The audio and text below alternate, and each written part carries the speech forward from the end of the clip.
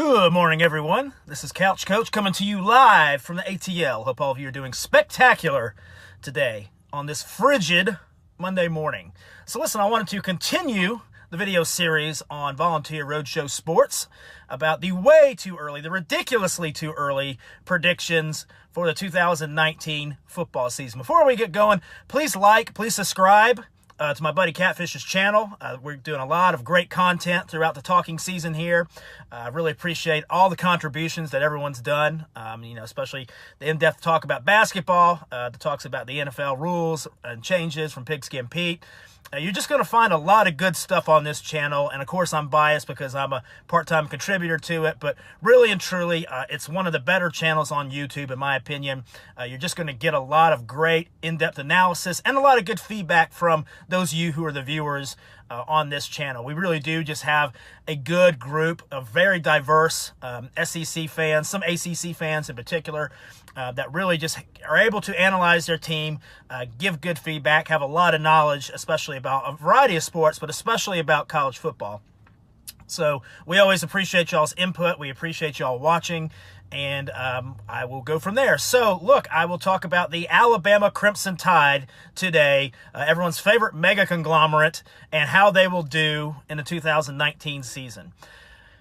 So, what do I think about Alabama? Well, clearly they are the premier program in college football. Nick Saban is the greatest collegiate football coach of all time. And the answer to your next question is yes. Even better than yes. Yes, he is better than Bear Bryant. He's better than Bear Bryant. Now listen, I understand. I get it. You know, there's differences in coaching generations, right? I get that Bear Bryant is an icon. I get that he is the benchmark for how a lot of these guys will be measured at the University of Alabama. I respect and appreciate everything that he and guys like Bobby Bowden and Vince Dooley did in the 1960s when they ushered in the changes in integration, because those were things that were bigger than football, right? So I get all that. I get that you can't always compare generations. But no one, including Bear Bryant, has had a decade like Nick Saban. The guy has won 5 national titles in the last decade and been to 2 more national championships. That's 70% of the national championships that we have seen in the past decade have featured Alabama. That is ungodly. You will never see that again. I rarely say never. You'll never see that again. Just unbelievable. Now, Nick as a person, his personality, I could do without sometimes, but the reality is, as a collegiate football coach, he's the greatest ever. And you can't doubt him, just like you can't doubt Bill Belichick. That said, I'm going to kind of back away from that rule a little bit here this offseason, because Nick Saban is dealing with something at Alabama for the first time that he has never had to deal with. And that is, how can he get his team to not just overcome a loss in a national championship game? They got their face punched in front of God and the entire universe in that national championship game. So he's going to have to do some surgery from a mental standpoint this offseason to get that team feeling the way they need to feel to compete for a national championship. Because one of the things about great football teams and great athletes is they have that intimidation factor that just strikes heart in the fear of their opponents. There was times when Mike Tyson would walk into a boxing ring and beat his opponent before they even would start boxing. There's times that Alabama would walk onto a field and already beat their team. They would score in like 30 seconds, and you would know that the game's over. They're going to win by 30, 40 points. This team is scared of Alabama, right?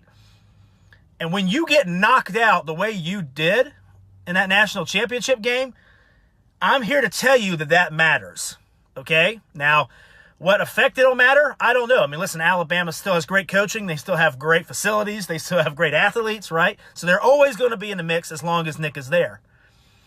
But when you lack that intimidation factor, not only does that affect you mentally, but your opponents start looking at you in a different way. They start saying things like, you know what? That team can take a butt whipping, and we can give it to them.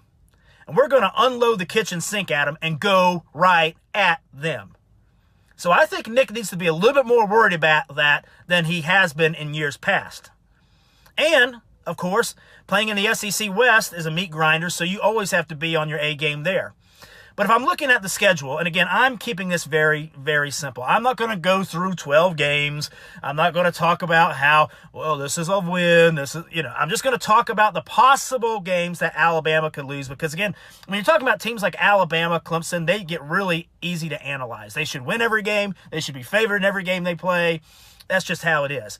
So if I'm going to put a percentage on any of these games, it's going to be about that 20%, 15% range. The rest of these games they play in their schedule, forget about it. Alabama's going to mollywop them. But these are the 3 games that they have to kind of watch out for.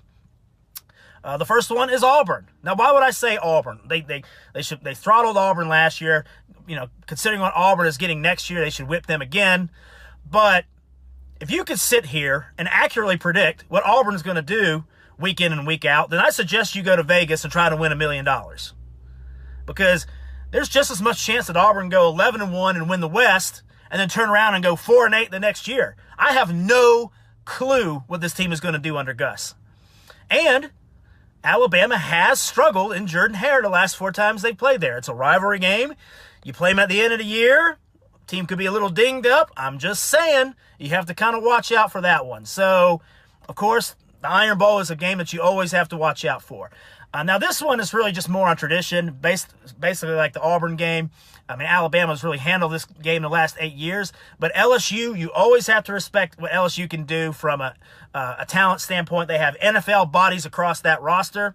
But until they can get that quarterback situation figured out, until they can learn how to stretch Alabama across that entire field and make them defend it, they're going to keep taking losses to Alabama, and especially since they're playing in Tuscaloosa this year. You have to favor Alabama there, just like you have to favor them in all of these games. But, again, you do have to respect LSU's talent. They do put guys in the league on if you have a bad day against them, they absolutely can beat you. So that's another game Alabama has to worry about. And the biggest game that they have to worry about on their schedule is Texas A&M. Now, look, I know that Alabama has a bye week before Texas A&M, but I'm here to tell you that I am bullish on Texas A&M. That is a team that has deep pockets. They have great facilities. They have Texas talent. Jimbo Fisher is an upgrade over Kevin Sumlin. I think Texas A&M is a dark horse to win the SEC West this year. And I'm going to make another prediction. I think Texas A&M is either going to beat one of these teams this year, Clemson, Alabama, or Georgia.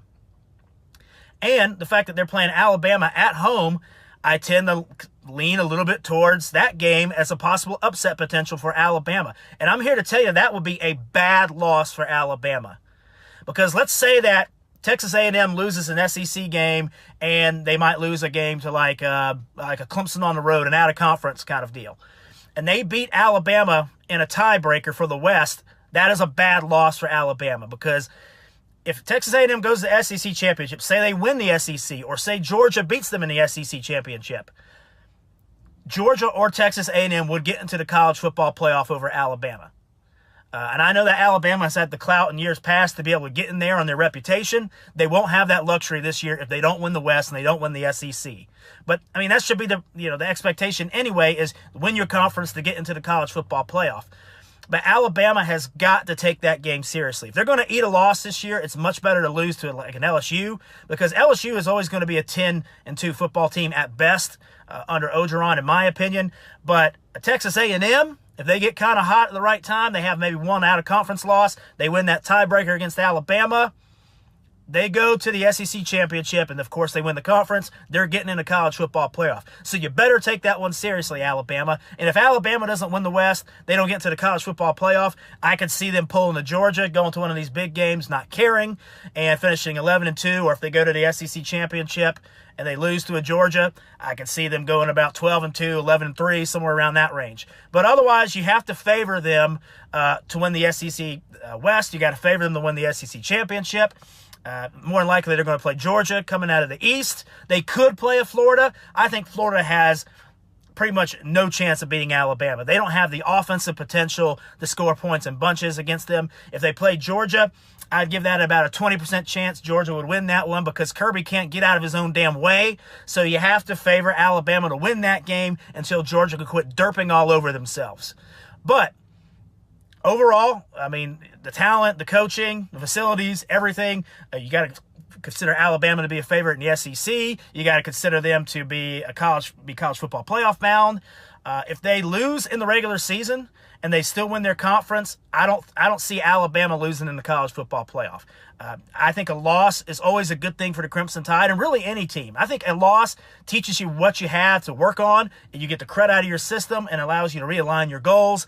I think Alabama going undefeated in 2016 and 2018 was a hindrance to them. I think that those teams needed a loss, and if they got those losses, they would have went into the college football playoff and played completely different. Look at 2017. They got that loss against Auburn. They got into the college football playoff, and they played great football from that point on.